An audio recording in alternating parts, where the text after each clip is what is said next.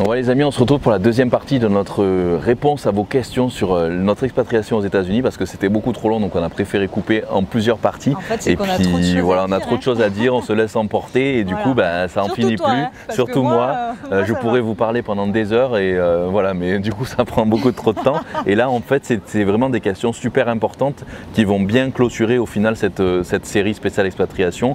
Du coup on y va, c'est parti, c'est super important. En fait c'est les 4 dernières questions qui étaient vraiment essentielles. Et qui comme tu dis, qui vont clôturer la série. Voilà. Alors, le bodybuilding aux USA a-t-il de longues années devant lui, d'après toi? Je pense que déjà ça fait plus de 50 ans que ça dure et au contraire même c'est sur la voie ascendante depuis qu'il y a les catégories men's physique qui sont arrivées, encore plus avec les catégories classiques physiques, donc pour essayer de revenir justement dans l'âge d'or du bodybuilding. Donc je pense qu'au contraire c'est en train de continuer à grimper. En plus il y a Dwayne Johnson, The Rock, qui va sortir sa première compétition en octobre. Ça, il faut qu'on se renseigne mais a priori ça va être en octobre et ça va être peut-être, d'après ce que j'ai entendu, plus gros que l'Olympia. Et apparemment, il va investir des sommes conséquentes là-dedans et aussi dans les prix donnés aux vainqueurs. Donc, déjà lui qui avait la société de production qui faisait en sorte que l'Olympia soit retranscrite à la télé américaine. Donc, non, au contraire, donc je pense qu'au contraire c'est en train de s'étendre de plus en plus et même comme vous le voyez en Europe et tout partout, la NPC qui est arrivée de partout, qui commence à exploser et tout ça. Donc non, au contraire c'est en train de continuer à prendre de l'ampleur, vraiment. Alors après on passe à un sujet suivant, tac tac tac, les taux d'intérêt aux US et entre les US et en Europe. J'ai pas trop. Investir en bourse ou en immobilier? Question investissement, oula. Les taux, attention, les taux d'intérêt aux États-Unis, ce n'est pas du tout pareil que les taux d'intérêt qu'il y a en ce moment en France et tout ça. Hein. Rien à voir. En France, en ce moment, c'est quasiment, ils prêtent quasiment à taux zéro. Aux États-Unis, c'est quand même élevé. Hein. C'est entre 4 et 6%, un truc comme ça. Donc c'est pas du tout pareil. Alors là, d'après ce que j'ai entendu et ce que je vois on n'est pas spécialiste du tout, mais d'après ce que j'ai entendu et ce que je vois se profiler, il se dirait qu'il y aurait une nouvelle crise qui arriverait en 2021, peut-être un peu plus tard. Donc du coup, franchement, c'est vrai que ça serait le moment d'investir plutôt dans l'immobilier. Au contraire, quand les prix commenceront à chuter, c'est à partir de la crise qui va arriver. Voilà, c'est ça. Mais après, voilà, si on savait, si on était sûr tout le temps de quand ça va tomber, tout le monde serait riche, ça serait trop super facile. Donc, mais bon, ils disent que ça va jamais être une crise aussi importante qu'il y a eu en 2008. 2008, ouais. Ah, 2008. Mais voilà, donc il faut investir pendant la crise. Après, moi, la bourse, je ne serais pas très chaud, mais chacun fait ce qu'il veut, mais bon après on n'est pas spécialiste là-dedans, mais voilà. Alors t'arrive-t-il parfois d'avoir envie de tout plaquer et de changer d'objectif et de pays, etc. Non, je crois pas. Hein. Tout plaquer, après ça dépend, quand je fais des compètes, je suis tellement sur les nerfs avec la diète et compagnie, les entraînements quotidiens que c'est super dur.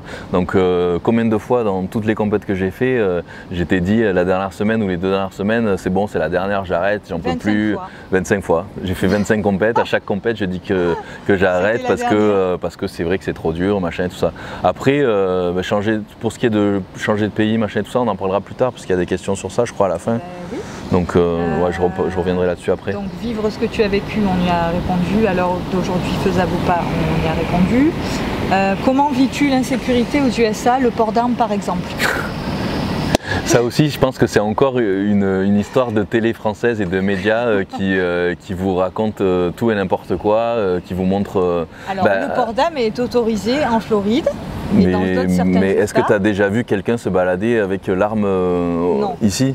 Franchement, on n'a pas le droit. Jamais. On a le droit de l'avoir dans sa voiture, dans la boîte à gants et dans une boîte. Donc, voilà, ça c'est en Floride. Mais après, il y a d'autres États où ils ont le droit de certainement le porter à la ceinture ou quoi, mais ici, j'ai jamais vu ça. Et puis question insécurité, je me suis jamais senti autant en sécurité que depuis qu'on vit aux États-Unis. On peut se balader à 3 h du mat pour les filles en mini-jupe et tout ça, machin. Non, mais ça, elles se sont. Un critère, non, mais je veux dire, elles se sont jamais faites siffler, jamais eu de problème. Il y a des flics partout. Quand on voit les gens qui tombent en panne la nuit ou quoi, il y a des gens qui s'arrêtent pour les aider. Enfin, c'est assez. Oui, et puis même la police est présente partout, ils sont seuls par véhicule, mais en fait, dès qu'il y a un problème, il y a de suite 10 voitures qui arrivent en même temps. Et puis en plus, Miami, c'est que des petites îles avec des ponts et tout ça. Donc il suffit qu'il y ait un problème, hop, ils ouvrent les ponts et du coup, la personne est encerclée très rapidement. Donc, puis la police est ici très efficace et très réactive, très rapide. Honnêtement, je me suis jamais senti en insécurité ici. Jamais d'insécurité. Non, j'ai beaucoup plus peur en France, dans certains quartiers ou certaines villes que ici, quoi.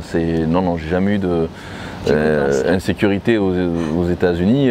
Enfin voilà, c'est vrai que on vous montre des images parfois de tueries de masse et tout ça. Effectivement, ça arrive. Ça, c'est le problème c'est un gros problème ici aux États-Unis. C'est le problème des armes. C'est-à-dire que dans certains États, en fait, c'est dans leur comment on dit, culture. C'est dans leur culture d'avoir, dans certains États, d'avoir une arme. Donc, puis c'est un très gros lobby, c'est financier tout ça, c'est un truc, c'est une industrie financière énorme, l'industrie des armes. Donc à mon avis, c'est pas demain que ça va changer. Mais voilà, après d'un autre côté, nous par exemple Français qui étions ici pendant les attentats qu'il y a eu en France, ici c'est pareil, ils amplifiaient à mort pendant des mois voire des années en mettant la France sur une liste rouge. À un moment donné, on devait partir. Et en fait, c'est pas qu'on n'avait pas le droit, c'est qu'ils mettaient la France sur liste rouge. C'est-à-dire que les compagnies aériennes ne remboursaient pas en cas de problème parce que ils considéraient que la France était un pays à risque. Et donc ils nous montraient sur les chaînes américaines les pires moments et tout ça. Ils rabâchaient tout ça. Ça veut pas dire que il y a eu des attentats quand même. Bien sûr, il y a eu des attentats et tout ça. Mais ce que je veux dire, c'est que autant en France les médias amplifient, autant aux États-Unis c'est la même chose. Et à un moment donné, on avait l'impression que c'était la guerre civile en France. Voilà, alors que faut pas exagérer non plus. Voilà, c'est pareil quand il y a eu les gilets jaunes et tout ça. Ici, c'est pareil, ils en faisaient tout un truc vraiment disproportionné. Donc tout est amplifié, que ce soit dans un sens comme dans l'autre. Ça ne veut pas dire que ce qui se passe, c'est pas grave. Ah non, j'ai pas dit le contraire. À ton avis, est-il facile de s'intégrer avec les Américains? Pour moi, oui, parce que... Ils sont plus faciles, en fait, ils viennent plus, du moins à Miami, ils viennent plus vers vous. C'est-à-dire qu'au tout début, on allait boire des verres et tout ça, et puis c'était pas... Non, mais je veux dire qu'au début, on essayait de sortir pour avoir un peu une vie sociale et tout ça. Ouais. En fait, ici, c'est pas choquant que les gens viennent vous voir, viennent vous parler sans arrière-pensée, et du coup, peuvent venir à côté, au premier abord. Bah ouais, pour nous, oui, c'est vrai que ça serait en France, on va dire, mais qu'est-ce qu'il veut celui-là et puis les gens ici, ils sont, j'ai l'impression qu'ils sont plus polis entre guillemets parce que je sais pas, ils vont vous sourire, vous dire bonjour plus facilement, vous demander comment ça va, parce que la tchatche est un peu plus facile. Bon après, peut-être parce que c'est Miami aussi, parce que c'est multiculturel, que c'est voilà, que c'est le soleil tout le temps, voilà. De tous les Américains. Bien sûr, j'imagine. Les Américains, il faut savoir que nous les Français, quand on fait des repas, on aime bien faire traîner, rester à table jusqu'à pas d'heure. Ah oui, ça j'avoue. Mais on a des amis américains qu'on a déjà invités à la maison. Et en fait, eux, manger, c'est manger, quoi. C'est-à-dire qu'à 9h vous mangez, à 10h30 ils sont partis, quoi. Non, même pas. Eux, ils mangent bien plus tôt. Parfois, les Américains, le soir, ils mangent à 5h ou 6h. Mais pour nous, notre expérience et oui, et une fois, dès qu'ils ont fini de manger, en fait, ils partent. Ouais. Et parce que c'est pas un truc. C'est super choquant pour nous. Oui, il n'a pas aimé quelque chose, et d'un coup il se lève et dit bon bah j'y vais. Ok. Ouais, c'est vrai qu'il y a des choses un petit peu choquantes de ce côté-là. Ouais, c'est clair, c'est clair. On s'attarde, on boit le café, on mange les gâteaux, machin, tu vois. Ouais. Et les Américains, non, et ils mangent pas de dessert. Soit dit en passant, les desserts américains c'est dégueu. Ils sont pas très La plupart, ouais, c'est clair. Après, au niveau convivialité, repas, les Américains ils savent pas faire, quoi. Enfin, c'est vrai. C'est ça. Non, tu es d'accord avec moi? Ah oui, non, mais je suis tout à fait d'accord. Et comme ça. Par contre, on a été invité plusieurs fois, à chaque fois à Thanksgiving, alors qu'à la base, au début, on ne les connaissait pas beaucoup. Oui. Et par contre, ça, c'est vrai que ça nous avait aussi choqué dans le bon sens, parce qu'au final, ils nous accueillaient les bras ouverts avec toute leur famille, comme si on faisait partie de la leur. Donc c'est vrai que ça c'était un petit peu bizarre au début.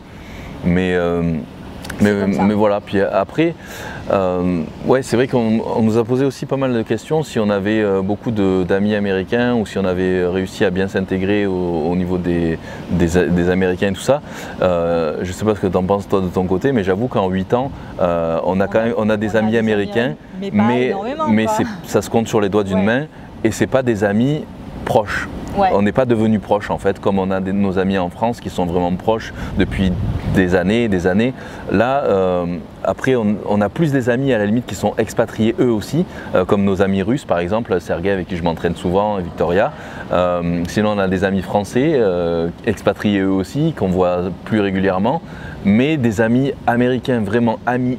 En fait, on a des copains américains, mais on ne peut pas compter sur eux en tant qu'amis. Enfin, on ne peut pas se dire c'est vraiment nos amis. On se voit et quand on se voit, c'est tous les 2-3 mois. Enfin, c'est pas non plus tous les week-ends.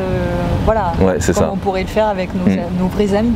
Donc du coup, pour ceux qui nous disaient, est-ce que c'est pas plus les Américains, ils sont pas un peu plus comment dire ils ont le contact facile, mais après c'est plus furtif, c'est plus superficiel. Voilà, ils sont superficiels. Je pense que ouais, c'est vrai. Oui, hein, oui, mais c'est pas mauvais. Non, non. Oui. Non, mais voilà, mais c'est plus superficiel. C'est ça. Alors ensuite, chaque État a ses lois spécifiques. Donne des exemples de différences entre chaque État. Voilà, je connais pas les lois de tous les États. Non, moi. mais pour donner des exemples. Déjà, je disais tout à l'heure, les impôts, c'est pas les mêmes dans chaque État. Voilà. Le port d'armes, c'est pas les mêmes dans chaque État. Il y a encore des États qui pratiquent la peine de mort. Il y a je sais pas moi, qu'est-ce qu'il y a Moi j'en ai une. C'est quand on était à Vegas quand on était à New York et qu'on fait ça au taxi pour demander. Enfin, on fait ça pour demander un taxi. On lève la main, on est sur le bord de la route comme on voit dans les films taxi. Bah à Miami aussi. Oui, mais quand on est à Vegas, on n'a pas le droit de faire ça. Sinon on a une amende. Donc on est obligé, parce que Vegas, il y a le strip et il y a en fait tous les hôtels. Et en fait, il faut être dans un des hôtels, devant un hall d'hôtel pour demander un taxi. Le hall d'hôtel pour demander un taxi. Si on fait ça comme ça dans la rue, on se prend une amende. C'est ça. Donc ça, c'est une différence entre les États. Oui. Et j'ai entendu, il n'y a pas longtemps à la télé, que dans certains États, on n'a plus le droit de manger du foie gras. Ah oui, à New York d'ailleurs. Oui, et dans d'autres, en Californie aussi, et dans d'autres 2-3 autres États.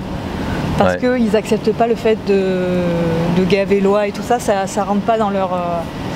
Enfin voilà, il y a des trucs bizarres. Donc, non mais après, il y a plein de différences, mais après on les connaît pas toutes. Il y a des différences sur les armes à feu, il y a des différences sur le cannabis par exemple.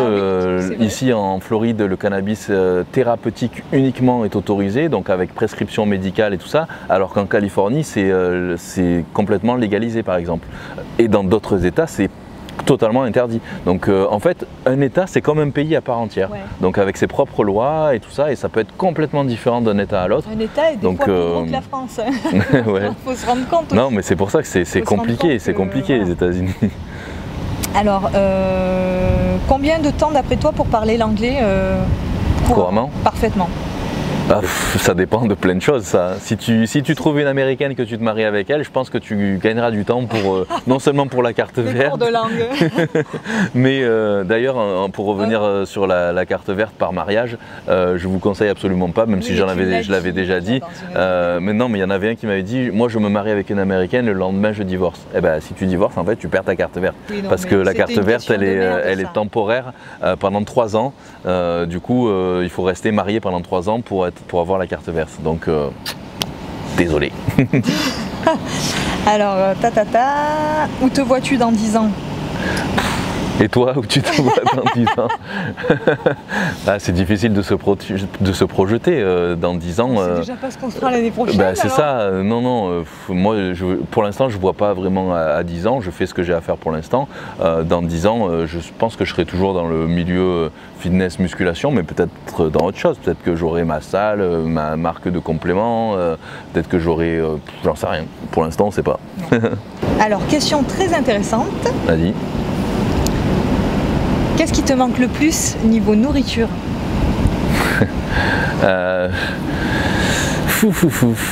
J'avoue que c'est vrai que depuis qu'on rentre un peu plus en France maintenant, on est quand même content de rentrer, de retrouver les bonnes petites spécialités et tout ça, la tapenade d'olive, les tiels. C'est vrai que cet été on en a pas mal mangé, on s'est fait bien plaisir. Mais des trucs plus fins. Le fromage. Ouais. Bon, après moi je suis pas super fan du fromage, mais je trouve que la nourriture française est quand même c'est pas pour rien que c'est la meilleure. C'est au niveau de la qualité, il y a rien à dire. Déjà pour les desserts, ils sont nuls ici. Ah oui. C'est-à-dire que tous les desserts sont trop chocolat, trop crème, trop tout. Et en fait, c'est dégueulasse. Trop démesuré. Au final, les bons restos, les bons plats qu'on mange aux États-Unis, c'est des chefs français, c'est des restos français et ça coûte très cher. Donc c'est vrai qu'on est content quand même de rentrer et on retrouve notre petite spécialité en France, les petits restos et tout ça, même les petits restos de n'importe quoi, même si c'est des burgers en France, les burgers en France ils sont plus, je sais pas, plus... Ils sont meilleurs. Ouais, non mais c'est plus fin quoi, plus fin. Après peut-être les pizzas, peut-être pas. Bon, ça se vaut, ça se vaut. J'avais galéré aussi pour trouver les feuilles de briques, le magret de canard, enfin des trucs typiquement de chez nous et qui se... Oui, faut chercher mais maintenant, on a plus l'habitude, donc on peut trouver... Je tiens à dire que les pains au chocolat, ça c'est vrai. Je pense qu'on a trouvé... le meilleur. Parce que même en France, même en France, on n'a pas trouvé. Si, peut-être à Paris, aller dans certaines boulangeries. Mais c'est vrai que là, on a vraiment trouvé. Bon, ben c'est français. De toute façon, il est français, celui qui a ouvert ça. C'est Zach de Baker à Wynwood. Pour ceux qui viennent à Miami, il faut absolument tester. C'est vraiment les pains au chocolat, le pain tout court, c'est magnifique. Les Américains ne mangent pas de pain, il faut le dire. Donc le pain. Mais ils se rattrapent ailleurs. Oui, hein? Ils se rattrapent ailleurs. Oui, mais le pain, vous allez au supermarché, c'est vraiment pas du très bon pain, quoi. Donc pas comme chez nous, quoi. Bref. Ensuite, comment avez-vous transporté vos affaires, ta femme et toi, quand vous êtes partis? Nos affaires, on n'avait pas d'affaires. On avait juste nos vêtements et nos trousses de toilette et tout ça. Et en fait, on avait tout vendu. Tu l'avais dit dans Ouais, j'avais dit que, en fait, à la base, j'étais à Montpellier, j'avais quasiment tout vendu. Puis après, j'étais retourné un peu dans ma famille avant de repartir. Et après, petit à petit, en fait, au fur et à mesure des voyages, puisqu'on a fait des allers-retours pendant 2 ans quand même, hein, et au fur et à mesure des voyages, en fait, on chargeait les valises, tout simplement. Et voilà. Pas de meubles ni quoi que ce soit, on n'a absolument jamais pris de meubles. On a vendu donc tout ce qu'on avait et moi pour mon appart, je suis partie, j'ai posé le préavis et j'ai laissé les clés à mon frère qui a rendu mon appart pour moi. Déjà, quelle est votre décision concernant la nationalité? Alors ça, c'est une décision super importante. Donc citoyenneté, ça veut dire être américain, avoir le passeport américain. Donc voilà, ça va être une grosse décision à prendre. À savoir que pour être citoyen américain, avoir le fameux passeport et être américain, il faut avoir 5 années de carte verte. Et nous là, on arrive bientôt à nos 5 années de carte verte, dans quelques mois. Et donc ça va être le moment de choisir justement si on veut réellement devenir américain ou pas. Donc il y a... Au début, vous m'auriez posé la question il y a quelques années, c'est vrai que ça aurait été évidemment tout de suite. Mais là, on arrive maintenant, ça fait 8 ans qu'on est parti, et du coup, on se pose beaucoup de questions. Donc, je vais vous donner les avantages et les inconvénients à être citoyen américain ou pas. Donc déjà, les avantages d'être citoyen américain, d'abord, on peut garder notre passeport français, donc on peut avoir la double nationalité, être franco-américain, donc ça c'est un avantage. Et l'avantage d'être citoyen américain, c'est que par exemple, nous, vu qu'on a la carte verte, si on reste plus de 6 mois hors du territoire des États-Unis, on peut perdre notre carte verte. Oui.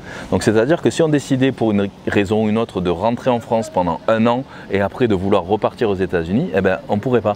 On nous enlèverait la carte verte. C'est une question fiscale aussi. C'est une question aussi fiscale, dans tous les pays, en général, c'est comme ça. C'est plus de 180 jours, c'est 6 mois. Vous déclarez vos impôts, vous vivez plus de 6 mois. Point. C'est ça, enfin, exactement. À part dans certains pays, mais quasiment tous les pays d'Europe font ça.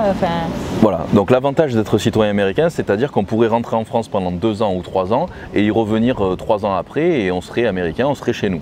Donc ça, c'est vrai que ce serait un bon avantage. Un autre avantage d'être citoyen américain, c'est de pouvoir voter. Bon, ça, à la rigueur, c'est pas non plus le super, mais on pourrait voter. Voilà. Autre avantage, c'est de pouvoir avoir un poste dans le gouvernement. Donc ma foi, ça nous intéresse pas trop. Ça nous intéresse pas trop non plus. Pouvoir se présenter à des élections, ça nous intéresse pas forcément non plus. On va pas être maire de Donc Miami. voilà, et pour l'instant, dans tout ça, il n'y a pas de truc qui nous intéresse vraiment énormément. Le truc aussi, c'est que quand vous avez la carte verte, vous pouvez être expulsé si vous faites une énorme erreur, une énorme faute. Connerie, ouais. Donc si vous, je sais pas moi, on veut pas tuer des gens, mais... Non, non, mais quand même. je Il y a que ça qui te vient à l'esprit. Non, mais je plaisante. Mais vous faites une très grosse bêtise, vous pouvez être expulsé, vous pouvez perdre votre carte verte. Alors que si vous êtes citoyen américain, vous ne pouvez pas être expulsé du tout du pays. Donc ça, c'est quelque chose aussi à prendre en compte.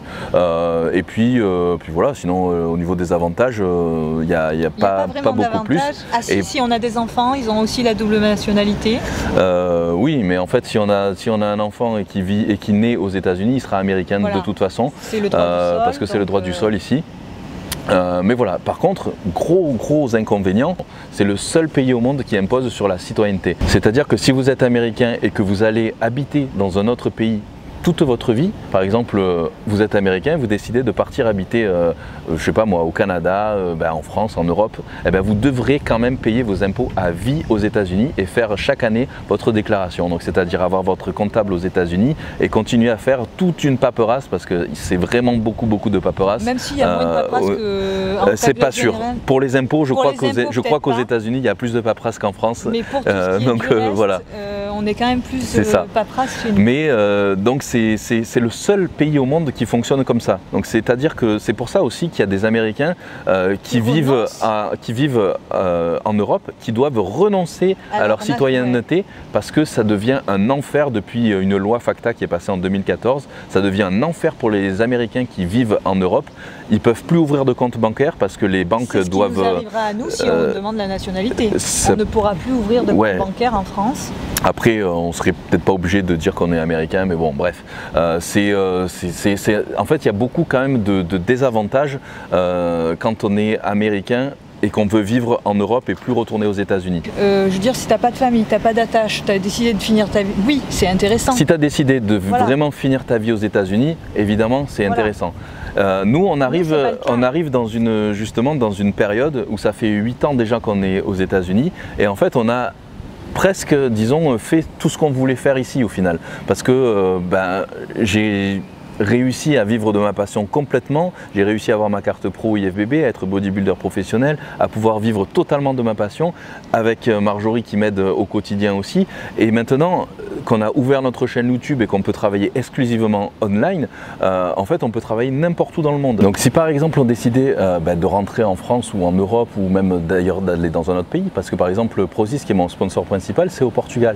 Si jamais on décidait pour une raison ou une autre d'aller vivre au Portugal, ce qui serait super intéressant parce qu'on serait exonéré d'impôts pendant 10 ans, donc ça ne serait pas négligeable, même si on était exonéré d'impôts pendant 10 ans au Portugal, en fait on devrait quand même les payer aux États-Unis. Cet impôt qu'on ne paierait pas, on devrait quand même le payer. C'est pas dans l'optique des choses. Mais ce qu'il y a à dire, c'est que... Les gens vont penser qu'on va dans tel pays parce qu'on mais va payer ça n'a rien à voir. Mais par rien exemple, à voir. si on voulait rentrer définitivement en France, en fait on devrait quand même chaque année donc payer notre comptable, faire des déclarations qui sont des paperasses énormes et puis payer la différence qu'il pourrait y avoir aux États-Unis en termes d'impôts. Même si la France est un des pays les plus imposés au monde, il y a peu de chances qu'on doive payer une différence, mais il y a quand même des trucs qui sont différents aux États-Unis, par exemple. C'est un gros point quand même ça.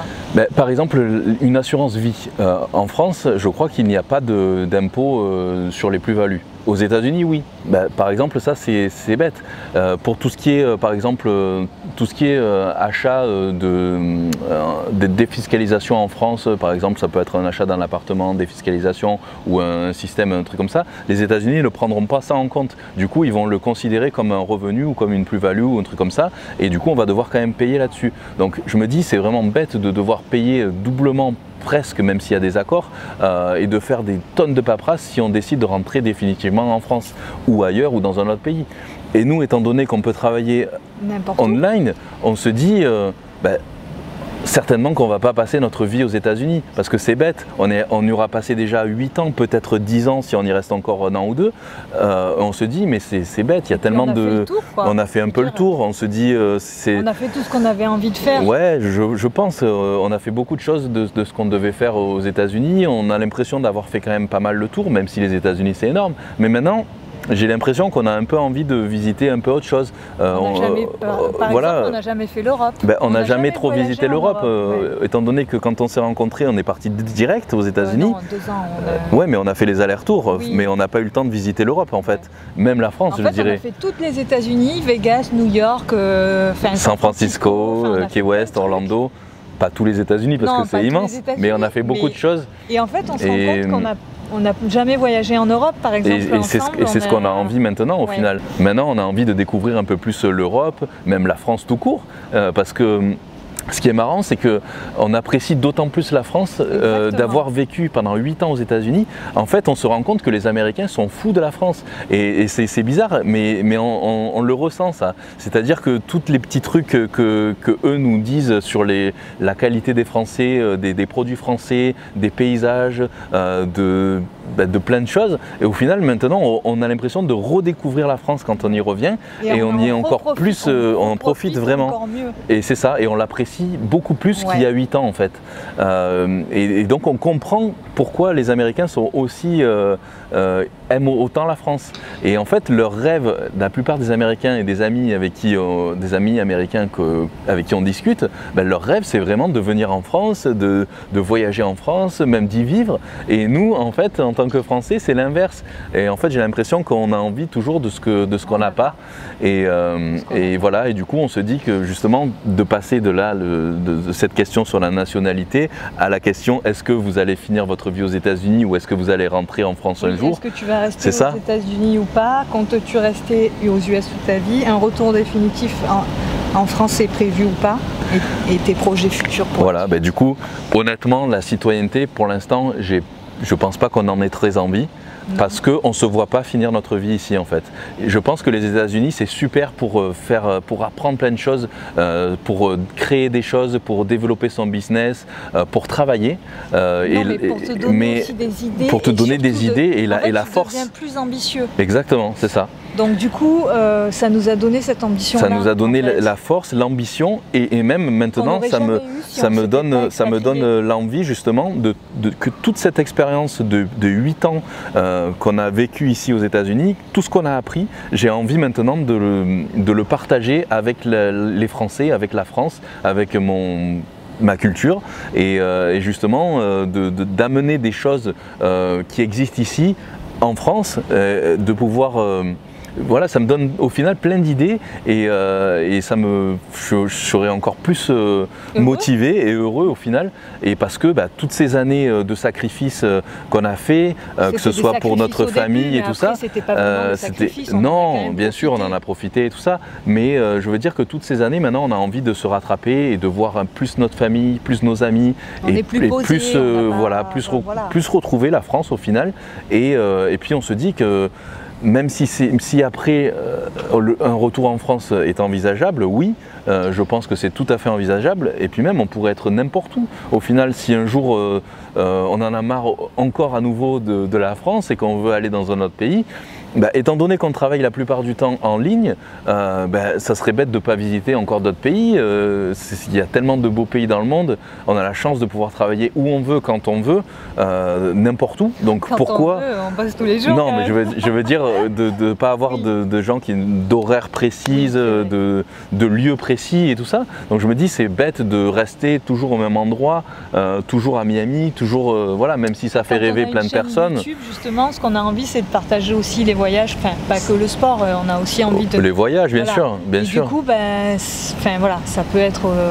du coup, maintenant, on a envie de voyager ailleurs qu'aux États-Unis, c'est ça? On a trop fait les États-Unis. On a trop fait les États-Unis. Combien de fois à New York? Chaque année à New York, chaque année à Las Vegas, plusieurs fois à Los Angeles, sauf l'année dernière. Mais New York, oui. Voilà, San Francisco, Los Angeles. En fait, voilà, tout ce que je rêvais depuis ado, petit, tout ce que aussi on a vu ensemble, tout ce qu'on a vécu ensemble et tout ça, en fait, au final, on a fait et on n'a pas envie de le refaire encore chaque année. On a envie de renouveau. Peut-être Olympia. Ouais, si je participe. Si je participe. Sinon c'est bon. Las Vegas maintenant. Non, mais on a fait chaque année, je crois que depuis, je veux pas dire de conneries, mais je crois que depuis 2015, on a fait des vlogs chaque année. Ouais. C'est quand même énorme. Je crois que... Non, mais faut le voir au moins une fois, il faut y aller au moins une fois dans sa vie, oui, ça, que ce soit Las Vegas, New York, San Francisco, Los Angeles. Je pense que c'est des choses à faire au moins une fois dans notre vie, Miami, Key West et tout ça. Mais maintenant, j'ai l'impression qu'on a fait le tour de ce qu'on devait faire et que là vraiment on a envie de se poser un peu plus et de faire de nouveaux projets, d'être plus proche de notre famille, de nos amis, de notre patrie et puis voilà, de prendre tout ce qu'on a appris au final aux États-Unis pour ramener toute notre expérience en France et développer d'autres choses, d'autres projets. Donc pour l'instant on ne sait pas quoi, on a plein d'idées, oui, mais en tout cas voilà, c'est comme ça. Donc pour résumer, si un retour en France est envisageable, ben oui, très certainement, et même d'ailleurs je pense... Après on n'a pas de date précise. Voilà, on n'a pas vraiment de date précise, mais je pense que ça fait déjà plusieurs années qu'on commence à se poser la question. Et que voilà, qu'on est de plus en plus content quand on rentre en France et qu'on est de mieux en mieux au final. Et voilà, après ça va pas être simple non plus parce que c'est un peu 8 années, c'est quand même beaucoup. Et quand on revient, en fait, on a l'impression de repartir un peu à zéro et d'être un peu étranger de son propre pays. Oui. C'est bizarre, hein, mais on a l'impression de se sentir un peu étranger. Et du coup, c'est pour ça qu'on essaye de revenir un petit peu plus souvent à chaque fois pour faire un peu une transition, un peu comme quand on a fait l'inverse en fait, quand on était parti il y a 8 ans, qu'on avait fait cette transition un petit peu en France, un petit peu aux États-Unis, et ben là ça va certainement faire la même chose, voilà. Et du coup je pense que 10 années ça sera déjà énorme.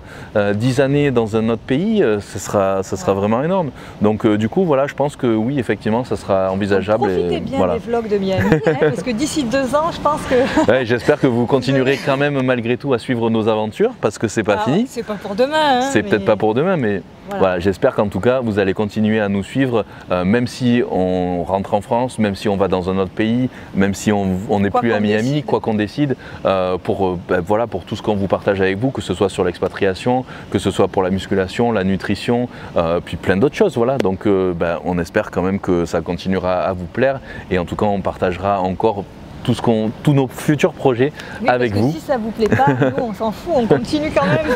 Non mais on s'en fout pas. Non, on essaye de faire en sorte de répondre aux attentes des gens quand même et de faire en sorte que ça plaise. Mais ça peut pas plaire à tout le monde.